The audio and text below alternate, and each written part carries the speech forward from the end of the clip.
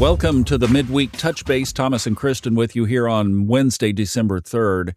And Kristin, I think pretty much like we had been talking about, challenging the first part of the week. That's what you had in Lucky Stars. Better coming over the weekend. The energy will improve. But we did have some stuff happen over the weekend, and it was, we just keep piling these things on. But we're going to talk about today why there's some stuff going on in the sky for sure.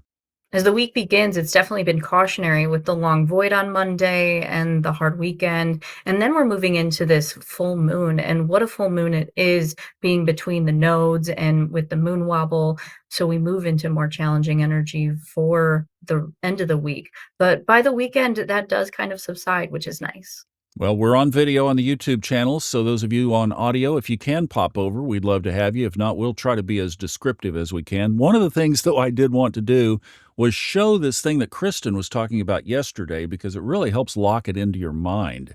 Why don't you walk us through this? Yeah, I was talking about what I was calling the loop of desire. Now that Venus has made its transition into Sagittarius, it's being ruled by Jupiter, and Jupiter being in the sign of the moon was being ruled by the moon in Taurus at the time when the moon was back at those beginning degrees. And so they're all in this rulership loop, kind of answering to one another. And especially with Jupiter being in Cancer, it's exalted, and when the moon is in Taurus, it's exalted.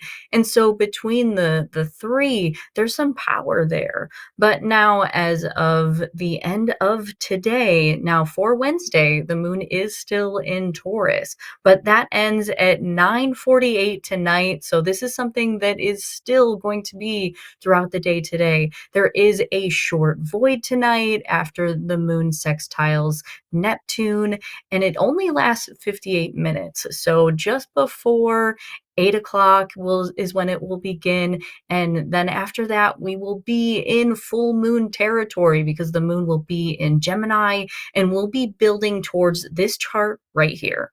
Which puts us right on the runway for the next two big events that are going to be happening. The full moon there, as you can see, and then the moon wobble, which the sun is squaring the nodes of the moon. That's on Friday. And these are the two big things, I think, that have caused these things this week. That's the reason for the challenge. I mean, if you took either one of those just by themselves, then you have a big event in the sky. You put them together, and you have snapping points for people. And even when that thing in California happened over the weekend, the moon was still in Aries. So there's that aggressive energy. I mean, you can almost write a script from this kind of thing.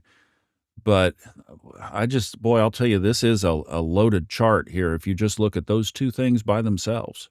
Agreed. It is very contentious. We have a lot of energy in these mutable signs that we're looking at a mutable grand cross with this. And it is karmic energy since we're tying the nodes into it.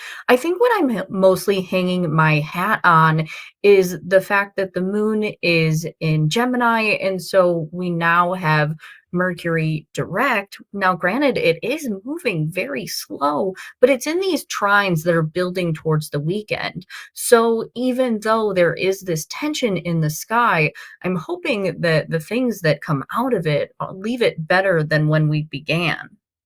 That's a really good point because typically we would say after a full moon, go 3 days on either side. The moon wobble, as it was constructed almost 100 years ago, was let it tail out for about a week. So we at least as of Saturday, all of that tension energy is going to be getting exponentially less as we go every day. Exactly. And so I think as you go through this week, if things have felt tense, just know that as we get to the weekend, it will get better. And let's just draw those trines in so we can focus on them. So walk us through those trines that are coming up this weekend. So on Saturday, we have Mercury that will trine Jupiter, and then on Sunday, we'll have Mercury trine Saturn. We already had the exact trine between Jupiter and Saturn, and but now that Jupiter is retrograde, it's kind of moving backwards, but by the time they meet again, Saturn will have already moved into Aries. And we also have energy building here with Neptune as well, sitting right next to Saturn because it turns direct next week. And so we do have that stationary energy that is very prominent now.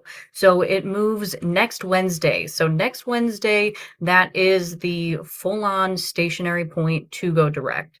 Well, we do have a Lucky Stars Day in there coming up, and if you're in the Lucky Stars Club, you'd already know which one it is.